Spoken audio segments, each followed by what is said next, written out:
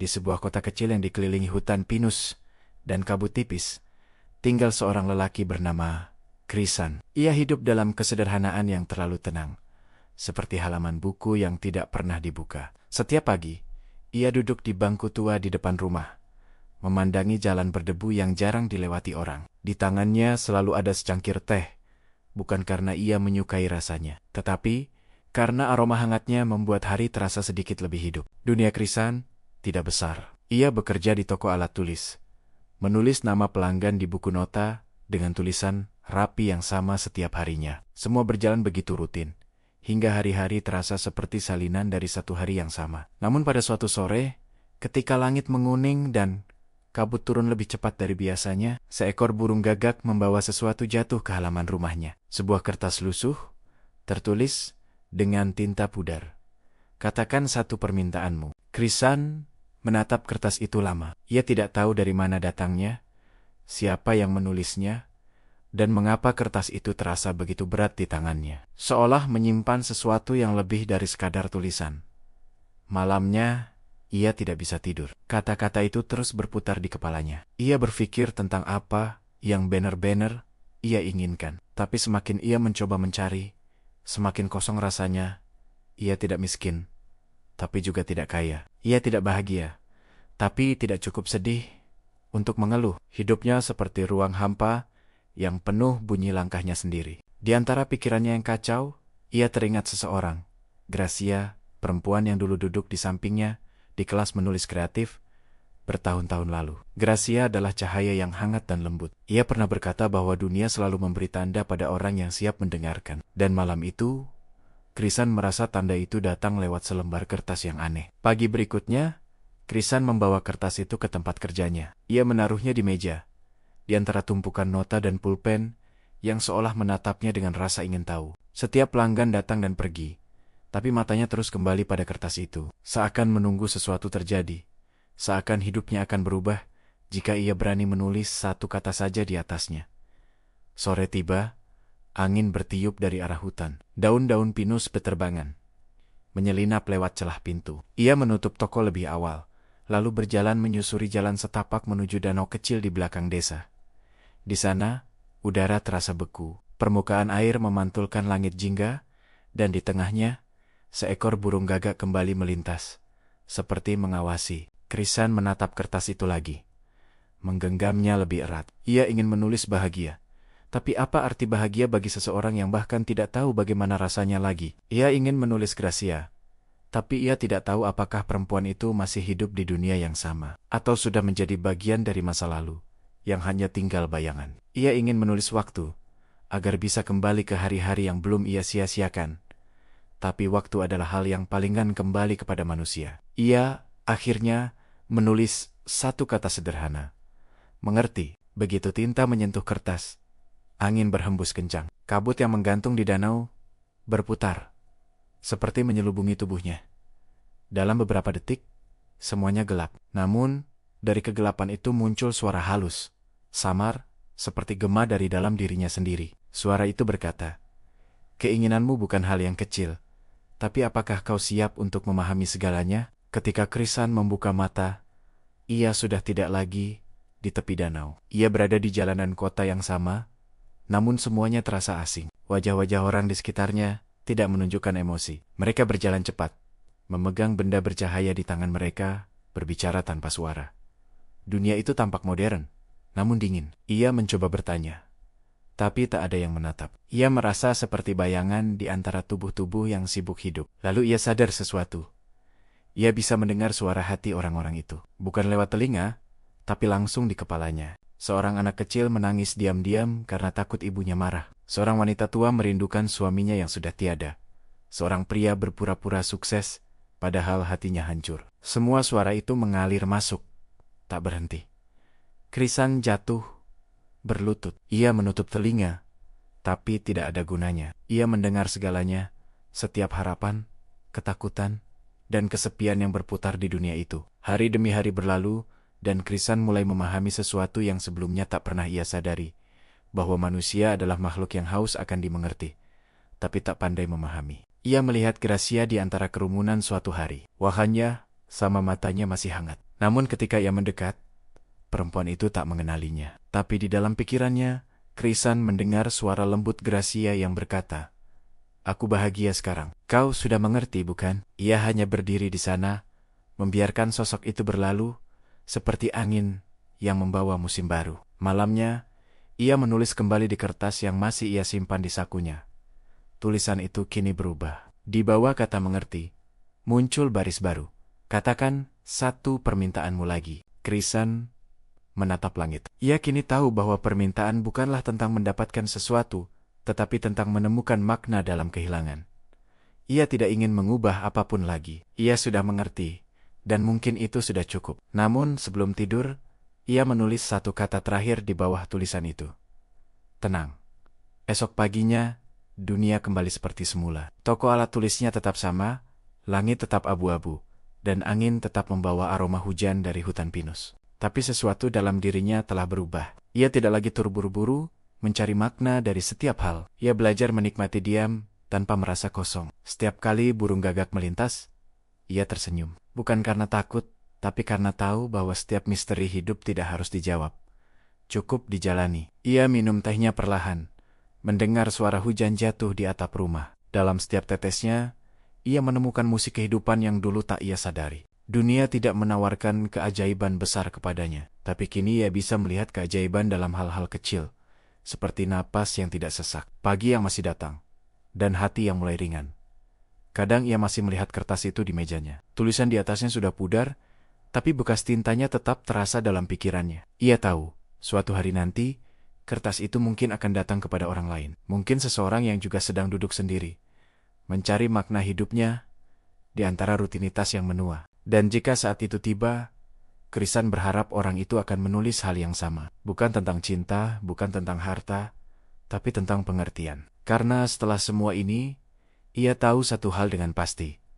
Manusia tidak pernah benar-benar kekurangan apapun. Hanya sering kehilangan cara untuk memahami dirinya sendiri. Di antara aroma teh, kabut sore, dan langkah burung gagak di langit, Krisan hidup dalam kesunyian yang damai. Ia tak lagi mencari jawaban, karena hidupnya kini sudah menjadi jawabannya sendiri. Hari-hari berjalan tanpa kejutan, tapi Krisan tidak lagi menunggu keajaiban datang. Ia tahu bahwa keajaiban tidak selalu berbentuk cahaya dari langit, atau suara dari langit, melainkan dari ketenangan di hati yang akhirnya berhenti berontak. Setiap pagi ia menyapu halaman, memperhatikan dedaunan jatuh satu persatu, seolah setiap daun membawa pesan yang ia belum pahami seluruhnya.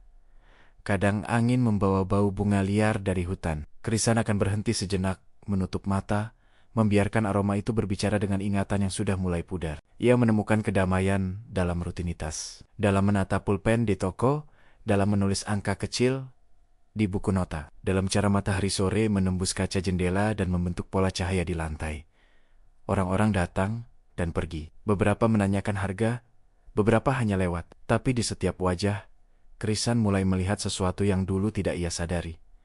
Setiap orang membawa dunia mereka sendiri, yang sama rumit dan rapuhnya seperti dirinya. Ada seorang bocah kecil yang sering mampir ke tokonya, hanya untuk melihat pena-pena berwarna. Bocah itu tak pernah membeli apapun, tapi matanya berbinar, seolah dunia bisa ditulis ulang dengan warna yang cukup indah. Krisan selalu memberinya sebatang pensil, setiap kali ia datang. Ia tidak menulis namanya di nota, karena beberapa kebaikan memang tidak butuh tanda bukti. Kadang, ketika toko sudah tutup, Krisan duduk di bangku di depan rumah, menatap matahari yang turun perlahan. Dalam setiap senja, ia seperti melihat garis waktu yang panjang, membentang dari masa lalu hingga masa depan. Semuanya mengalir menjadi satu kesatuan yang tenang. Di momen-momen seperti itu, ia merasa dekat dengan sesuatu yang tidak bisa dijelaskan, bukan Tuhan dalam bentuk tertentu, bukan pula nasib, tapi semacam keseimbangan halus antara kehilangan dan penerimaan. Dunia tidak berubah, tapi cara ia melihat dunia telah bergeser. Ia tidak lagi menanyakan mengapa, tapi mulai mengucap terima kasih, bahkan pada hal yang tidak ia mengerti. Suatu pagi, saat membuka jendela, ia melihat seekor burung gagak lagi. Tapi kali ini burung itu tidak membawa kertas. Ia hanya hinggap di pagar, menatapnya, lalu terbang ke arah hutan. Krisan tersenyum. Ia tahu pesan itu bukan lagi tentang permintaan, tapi tentang pengingat bahwa hidup terus berjalan, bahkan ketika manusia berhenti meminta. Ia mulai menulis lagi di buku catatannya. Bukan untuk siapa-siapa, hanya untuk dirinya sendiri. Tulisan-tulisan kecil tentang hari, tentang cuaca, tentang rasa tenang yang datang tanpa alasan. Kadang tulisannya berhenti di tengah kalimat, tapi ia tidak menghapusnya. Ia membiarkannya seperti itu, karena tidak semua cerita harus selesai untuk bisa bermakna. Dalam satu halaman, ia menulis, "Ada hari ketika aku ingin banyak hal, tapi kemudian kusadari satu hal cukup, agar aku tetap bisa bersyukur." Hujan turun sore itu, deras tapi lembut. Krisan tidak menutup jendela. Ia biarkan udara dingin masuk, mengingatkannya pada Gracia, pada hari-hari yang dulu terasa hangat dan berisik. Namun kini hanya tinggal gema lembut di dalam dada. Dalam diam itu, ia merasa seolah suara hujan sedang membaca ulang hidupnya. Satu persatu kenangan muncul. Tapi kini, tak lagi melukai. Ia pernah berpikir, hidup yang baik adalah hidup tanpa kesedihan. Tapi kini ia tahu, hidup yang baik adalah hidup yang mampu memeluk kesedihan tanpa takut kehilangan senyum. Ia belajar bahwa pengertian bukan tentang memahami orang lain, tapi tentang menerima kenyataan tanpa perlu mengubahnya. Dan di titik itu, Krisan sadar bahwa dulu ia tidak benar-benar meminta untuk mengerti. Ia hanya ingin damai, tapi tidak tahu bagaimana caranya. Kini, ia sudah menemukannya. Hari-hari berlalu dengan lambat dan indah. Ia tak lagi menghitung waktu dengan kalender, melainkan dengan aroma pagi dan warna langit senja. Suatu sore, ia pergi ke danau yang dulu menjadi saksi permintaannya. Permukaan air masih memantulkan cahaya yang sama. Hanya saja kini kabutnya tidak lagi menakutkan. Ia berdiri di tepi air, membawa kertas tua yang dulu menjadi awal segalanya. Di atasnya, tulisan katakan satu permintaanmu sudah hampir hilang. Ia menatapnya lama, lalu melepaskannya perlahan ke air. Kertas itu mengapung, lalu tenggelam. Danau menelannya tanpa suara. Tidak ada angin berputar, tidak ada cahaya, hanya keheningan yang entah mengapa terasa sangat suci. Ia berjalan pulang dengan hati yang ringan. Di sepanjang jalan, dunia tampak lebih hidup. Anak-anak berlari di halaman, ibu-ibu tertawa di beranda, burang-burang kecil hinggap di kabel listrik. Semua sederhana, semua indah. Krisan tahu, hidup bukan tentang apa yang ia dapat, tapi tentang apa yang ia lihat. Ia berhenti di depan toko, menatap papan kayu yang mulai pudar. Ia berpikir untuk mengecatnya ulang, tapi kemudian membiarkannya apa adanya. Karena seperti dirinya, papan itu sudah cukup dengan segala retak dan usangnya. Malamnya, ia menulis lagi di buku catatannya, "Jika ada permintaan ketiga, aku tidak akan menulis apapun, sebab diam pun kadang adalah doa." Waktu berlalu, musim berganti. Pohon-pohon pinus menua bersama angin. Dan di antara kesunyian itu, Krisan menemukan kebahagiaan yang tidak bisa dijelaskan dengan kata. Ia tersenyum lebih sering, bukan karena segalanya baik-baik saja, tapi karena ia tahu tidak ada yang benar-benar salah. Dunia tidak menunggu siapapun, tapi selalu memberi ruang bagi mereka yang mau berhenti sejenak dan memandang. Suatu hari, seorang perempuan muda datang ke tokonya. Ia membeli pena, lalu tersenyum dan berkata pelan bahwa ia suka aroma kayu di toko itu. Krisan hanya membalas dengan anggukan, tapi di dadanya sesuatu terasa hangat. Mungkin itu adalah rasa hidup yang dulu sempat padam. Setelah perempuan itu pergi, ia menemukan selembar kertas kecil tertinggal di meja. Di atasnya tertulis, "Katakan satu permintaanmu." Ia tidak terkejut, hanya menatapnya lama. Kali ini, ia tahu apa yang harus ia lakukan. Ia mengambil pulpen, menulis satu kata, terus angin berembus lembut, dan matahari sore memantulkan warna emas di kaca jendela. Tidak ada yang aneh terjadi. Tapi di dalam hatinya, Krisan tahu segalanya akan baik-baik saja. Karena hidup, pada akhirnya, memang hanya perlu terus berjalan, tanpa harus selalu dimengerti. Ia melipat kertas itu, menaruhnya di buku catatannya. Mungkin suatu hari nanti, seseorang akan menemukannya dan memulai cerita baru. Ia memandangi langit, yang kini mulai berganti warna. Dalam warna itu, ia seolah melihat kehidupan yang berputar, datang dan pergi, namun tak pernah benar-benar hilang. Malam datang dan Krisan menyalakan lampu kecil di meja. Ia menulis lagi, bukan tentang keinginan, tapi tentang rasa cukup. Manusia tidak pernah kekurangan cahaya, hanya terlalu sibuk menutup mata. Kata itu ia tulis pelan, lalu menutup buku, seolah sudah selesai menulis hidupnya untuk hari itu. Di luar, hujan mulai turun lagi. Tapi kali ini, ia tidak merasa sendirian. Dalam setiap tetes hujan, ia mendengar gema lembut yang dulu pernah datang dari dalam dirinya sendiri. Suara itu kini berkata pelan, "Kau sudah melangkah sejauh ini. Teruslah berjalan." Ia tersenyum, menatap keluar jendela. Dunia tidak berubah, tapi dirinya sudah di jalan depan rumah. Lampu-lampu berpendar, redup. Anak-anak berlari membawa payung warna-warni. Hidup terasa hangat. Bahkan di bawah hujan. Krisan tahu, kertas itu mungkin akan pergi lagi, mencari jiwa lain yang sedang kehilangan arah. Tapi kini, ia tidak takut kehilangan, karena ia sudah tahu, setiap kehilangan hanyalah jalan menuju pengertian baru. Malam itu, sebelum tidur, ia menatap jendela sekali lagi. Ia berkata dalam hati, tanpa suara, tanpa tulisan, hanya lewat rasa, "Terima kasih." Esok pagi, ketika matahari terbit, dunia terlihat sama, tapi di hati Krisan, segalanya terasa baru. Ia menyeduh teh, duduk di bangku tua, dan menghirup aroma pagi dengan senyum yang jujur. Tidak ada surat, tidak ada tanda, tidak ada keajaiban besar, hanya ketenangan yang tumbuh, seperti bunga kecil di tanah yang pernah kering. Ia tahu, permintaan terakhirnya telah dikabulkan. Bukan dengan cahaya, tapi dengan ketenangan. Dan di antara kabut pinus yang menari pelan, hidup berjalan dengan lembut, seperti bisikan halus yang berkata, "Kau sudah mengerti, dan itu sudah cukup."